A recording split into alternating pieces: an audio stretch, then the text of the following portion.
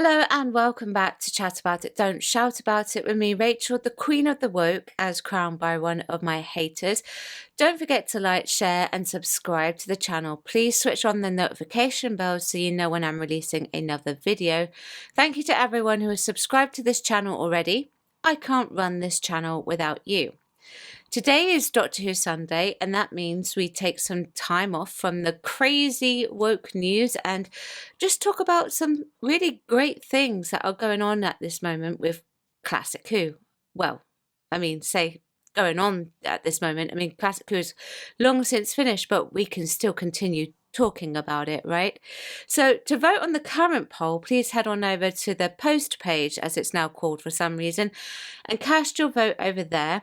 I release a new poll every Saturday at 10 a.m. on British Standard Time, and then you'll find out the results of each poll the following Friday. I know a lot of you have been sitting very tightly for this one because we had 2 weeks off, essentially, where we did a Jodie one, and then I talked about Ncuti in the importance of being earnest. I was trying not to say shooty there. And I know that today's one is a fan favourite. So without further ado, let's get into this because it's going to take me a little while, I would think. We are talking, of course, naturally, about the Talons of Weng-Chiang. Like normal, please let me know what you actually think of this particular story in the comments section, because as is always the case when I make one of these, there is absolutely no way I can get everything within this particular review. I'm bound to miss something, especially with this one being such a fan favourite. The Talons of Weng-Chiang was written by Robert Holmes and it was directed by David Maloney, and it aired between 26th of February to the 2nd of April 1977 to 10.4 million people. The Doctor and Leela land in London. One of the ideas behind them landing in London was so that Leela can actually start learning about customs and how to behave. At first, everything seems completely normal, and they decide to make their way to the Palace Theatre to watch Lee Hee-Sen Chang. However, they get taken to the police station after encountering Chinese men who have apparently killed a cab driver. Lee Hee-Sen Chang is called to the police station to actually help with the investigation by offering translation. However, he and his accomplice that he is translating for are actually part of a group known as the Tongue of the Black Scorpion, who are followers of the god Weng-Chiang. The huntsman then does something that I can't actually mention on this channel at the encouragement of Lee Hee-Sen Chang. We later discover that he is working for Magnus Greel, who is from the 51st century and has escaped authorities in a time cabinet and is now posing as the Chinese god Weng-Chiang. Unfortunately for Magnus Greel, the energy of the time cabinet was actually unstable. It deformed his DNA and left him with a horrible face to look at. He takes the lives of young women by draining their life force in order to keep himself alive whilst he searches for the time cabinet that has gone missing. He eventually finds it and takes it to a new hideout, and it becomes a fierce battle between the Doctor, Leela, Henry Gordon Jago and Professor Lightfoot to stop Magnus Greel and Mr. Sin. I really, truly and honestly do not know where to start with this one because it is, well, a damn good one, okay? Excuse my language, but it is. I actually do not have many downers for this. I have some, but not many, and we'll get to those a little bit later.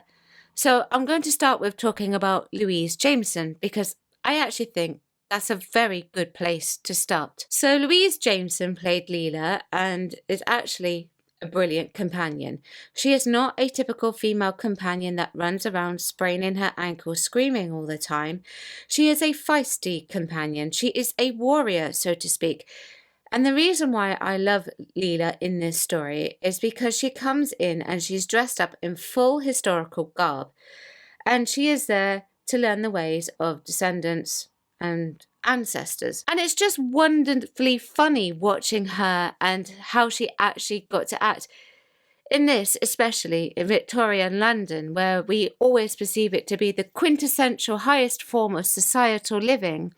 But everything that she does is wonderfully quizzical, wonderfully amusing. Louise Jameson is absolutely brilliant at it. When I saw her in EastEnders years later, she was definitely one of those actresses that tended to, I don't know how to say it, like think a lot more and apply her her acting skills a lot more, even now with the time crunches that she would have had. It's brilliant. You don't often get to see that nowadays. But even when she is learning about her descendants and ancestors, she does not lose any of her character. She is feisty. One of the best bits in this entire story with regards to Leela is in part 3, where she throws the knife into Mr. Sin's neck and then later promptly throws herself out the window. She gets up as if there's no issue with that. There was no scratch on her whatsoever. And as if it was absolutely nothing, meant nothing to her. She was just like, yeah, throw myself out the window, why not? Now, what's funny about that is realistically, the majority of us, if we threw ourselves out the window, we'd actually be quite hurt. But apparently Leela was not. And I just think that just shows her strength. And I also think that it would be perhaps something Louise Jameson would have actually even requested to do.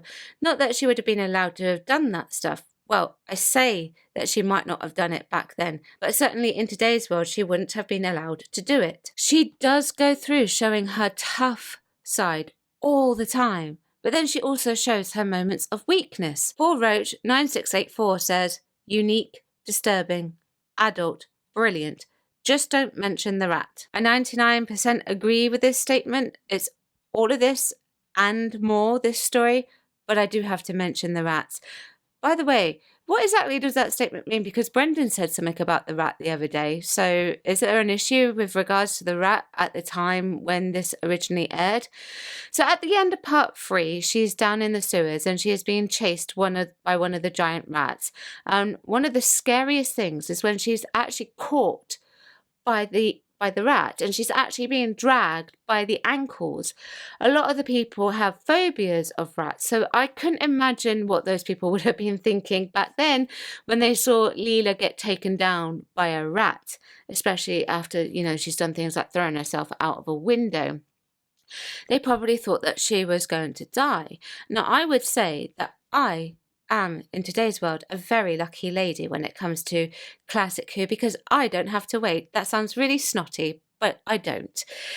I can just go straight to the next part of this story, whereas the viewers at the time would have had to have waited. And I can imagine that would have been torture, because I know that Leela is a very popular character.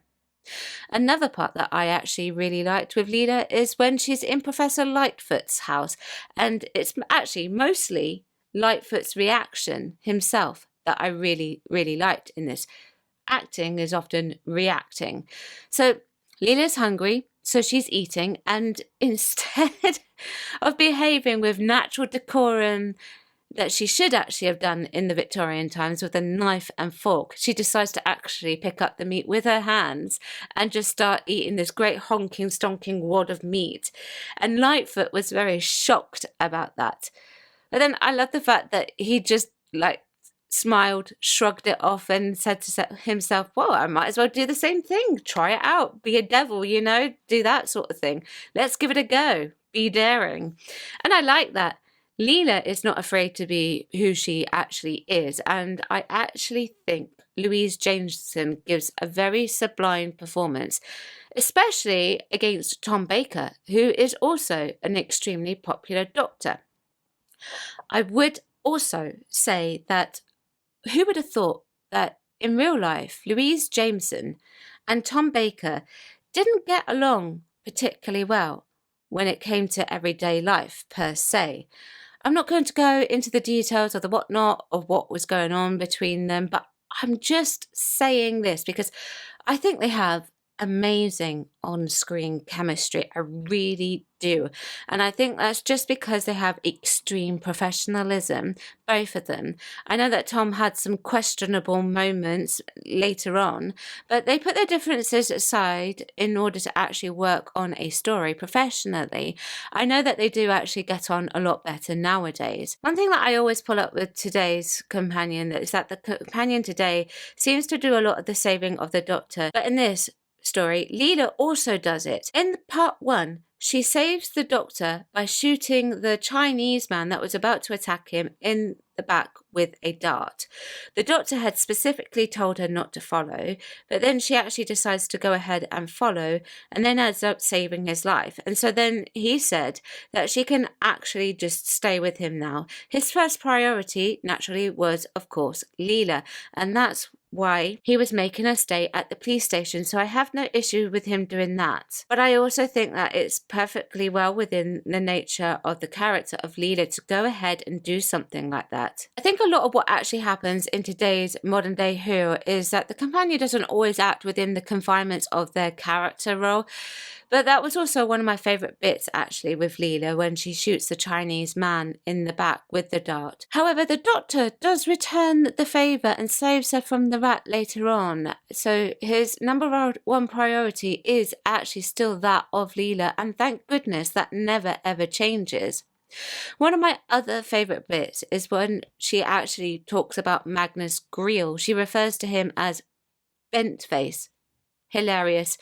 The way she does it, it would suggest that her character could not actually find the eloquent words and other ways to describe him, so she just goes with the most savage term that she could possibly think of and calls him Bentface.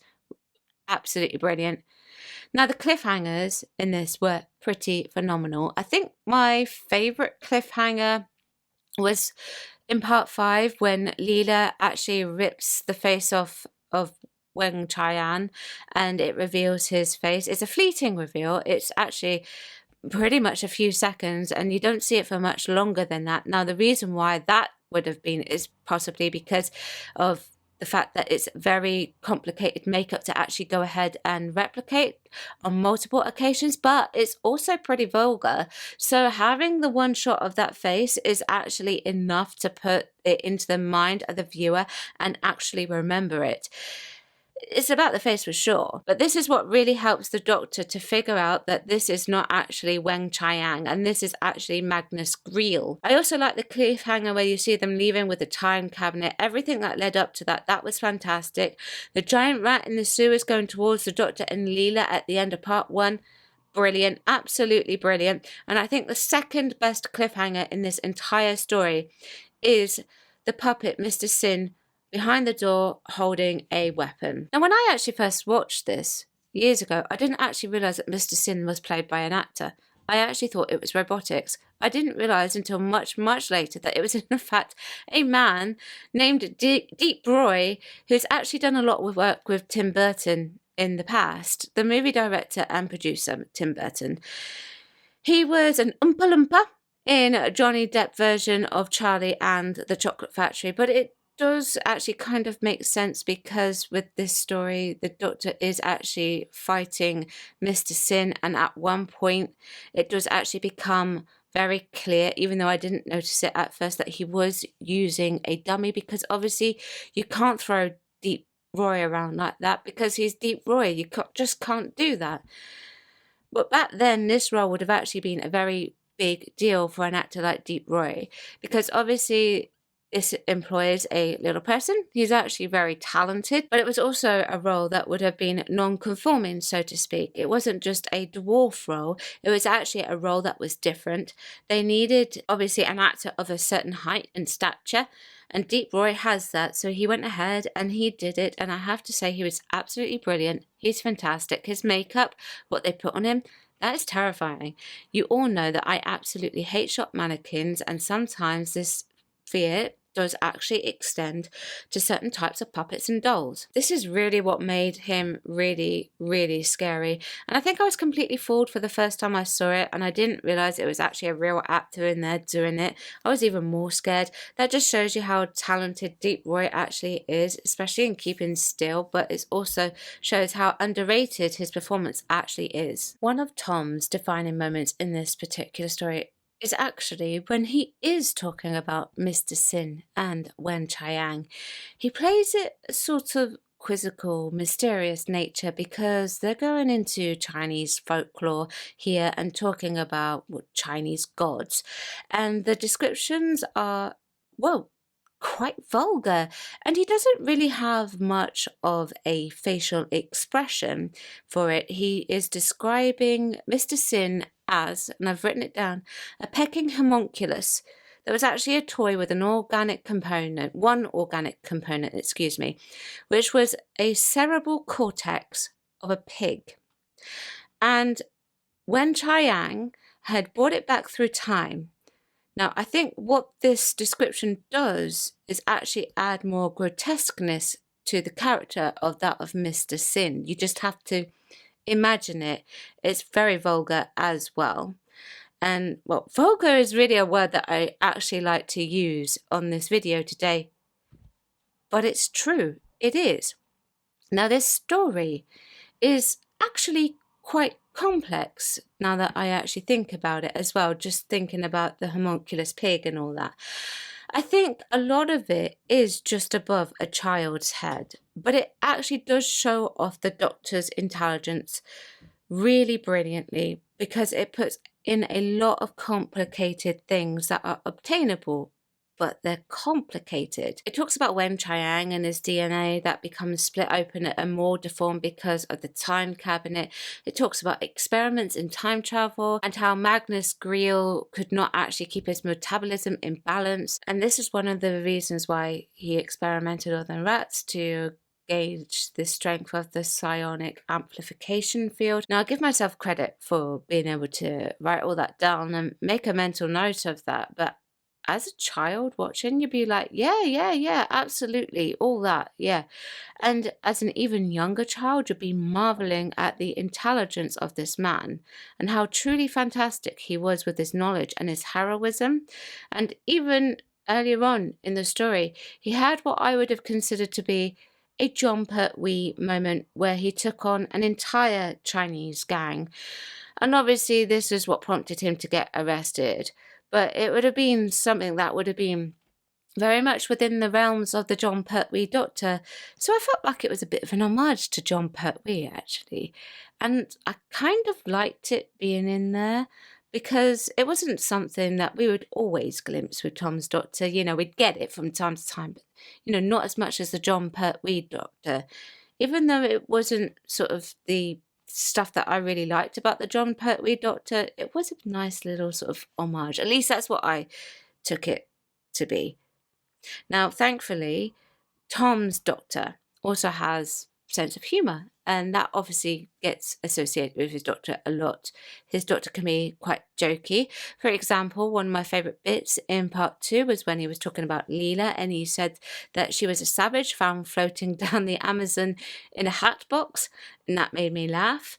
And then later in part 4, when he is doing the stuff with the cabinet in the magic show for Li Sen Chang, he just walks straight out of the back of the cabinet, which was just really funny and obviously well within his realms of his version of the Doctor. And it also led to one of my favourite bits, which was a bit more scary, was a body being discovered in that cabinet, but a dead body. That's certainly something that you would not expect from a magic trick like that. That would be the sort of thing that you would expect to go extremely well, or at least you'd want it to go extremely well, because you're on tenterhooks hoping and praying that it wouldn't go horribly wrong like it did. But, you know, well, it's Doctor Who, so, you know, whilst I didn't anticipate it when I first saw it, what do you expect? What do you expect? The Doctor is, of course, still very much a hero in this.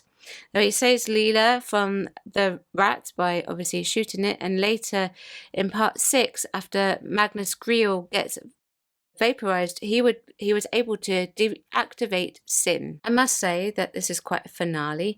It was the last in the series, I believe, if I've got that correct. It needed to, of course, go out with a big bang. Like every finale, it needed to. It was a massive shootout and a fight going on. The laser beams from the dragon, or the dragon eye, are absolutely brilliant for the time.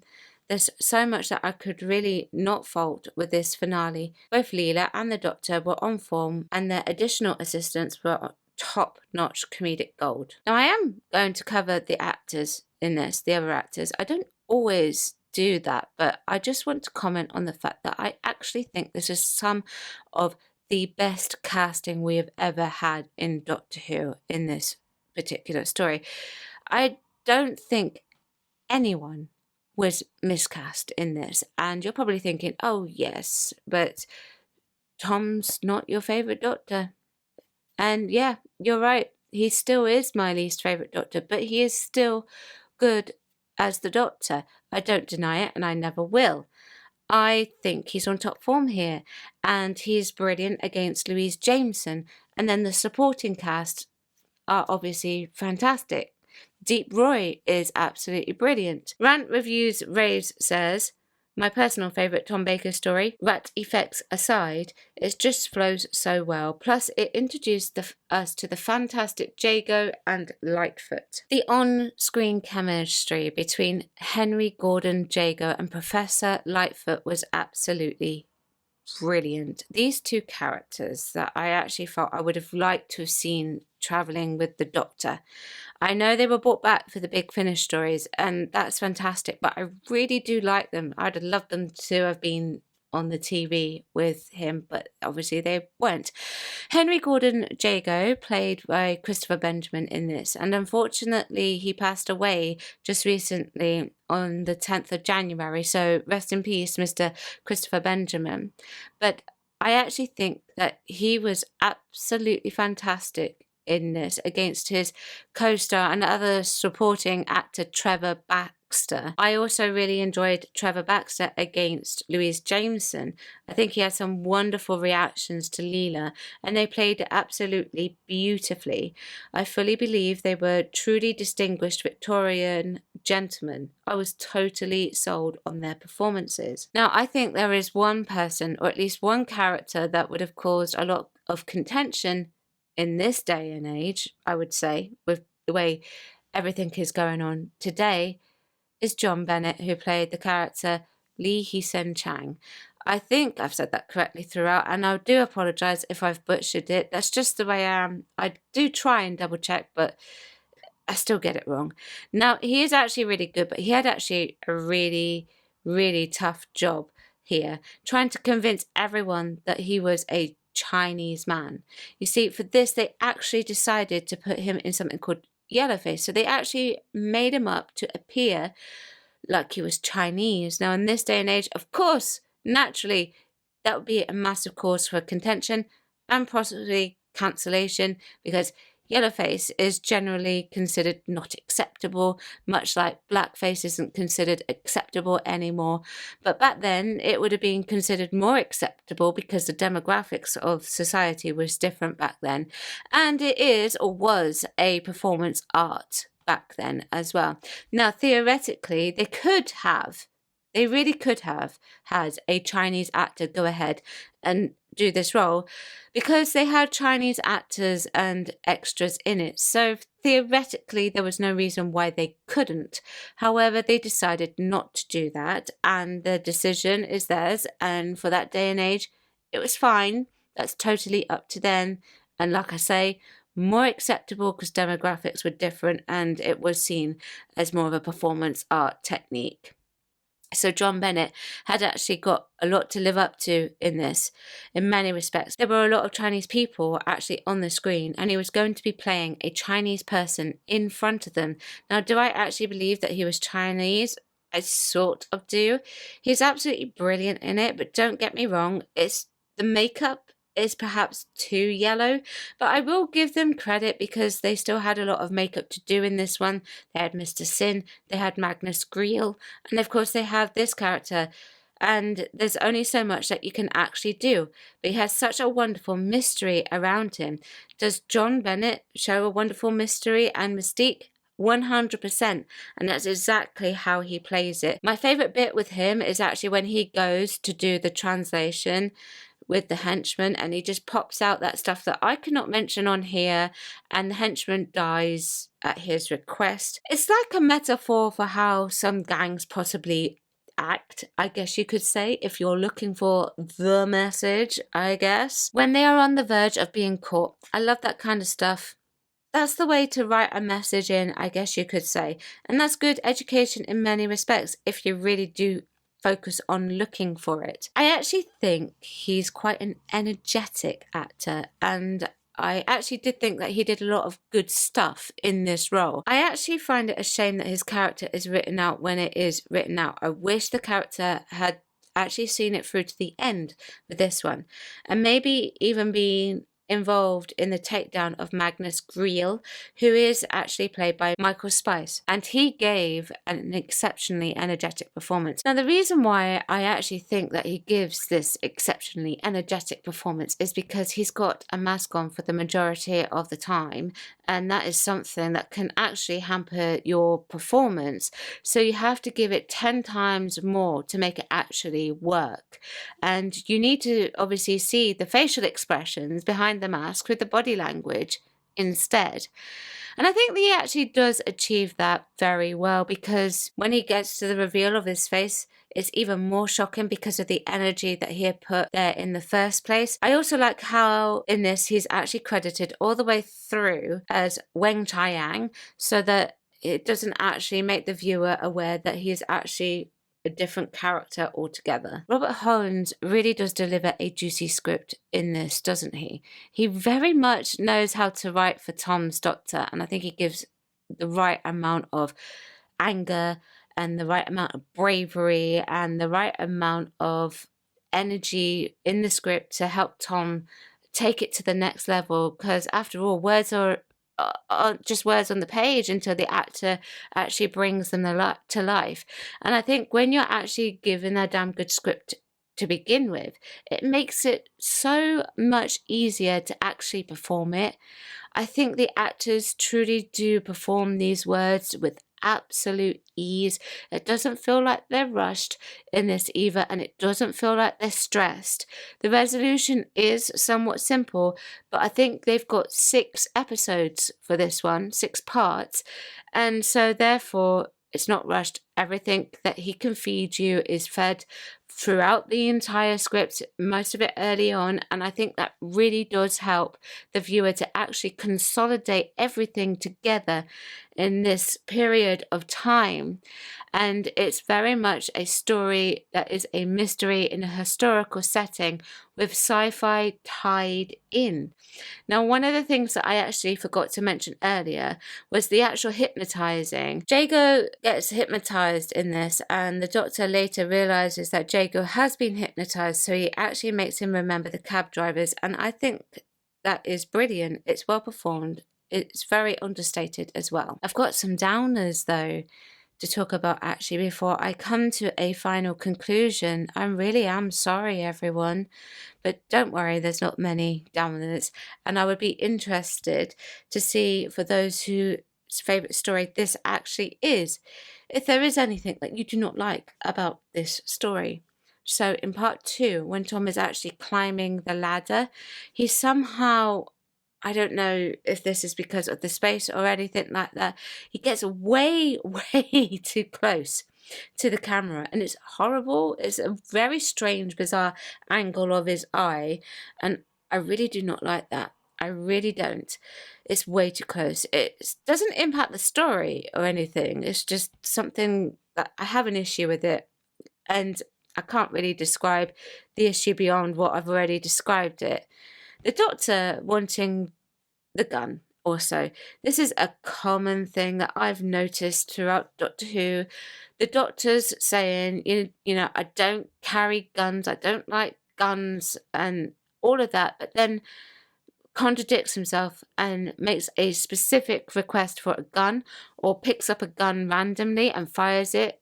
And I don't understand that about the Doctor. I find it very hypocritical. It's contradictory of all the Doctors to do something like that. Now, he does actually use the gun for a good reason later on, but it's just something that always bothers me. He always says it and then contradicts himself in another story. It's just, well, anyway, it's something that I have to pull up. It's something that is written into his character, that he does not like guns and doesn't pick them up, but then suddenly he's got one. Makes no sense. Unless you understand it and would like to explain it to me, feel free. There's also a continuity error in part 5 with the hole in the wall. So Jago goes into the wall hole first and then Lightfoot follows him, but when they go to the next shot, Lightfoot is the one who exits first, when in theory it should have been Jago. That is a small continuity error, and I actually wouldn't change that for the world. I actually do like it. It adds to its quirk, and also now I've told you it, you'll never unsee it. And I also would like to say that I don't actually like the slap that Lightfoot gives to, I think it was Jago.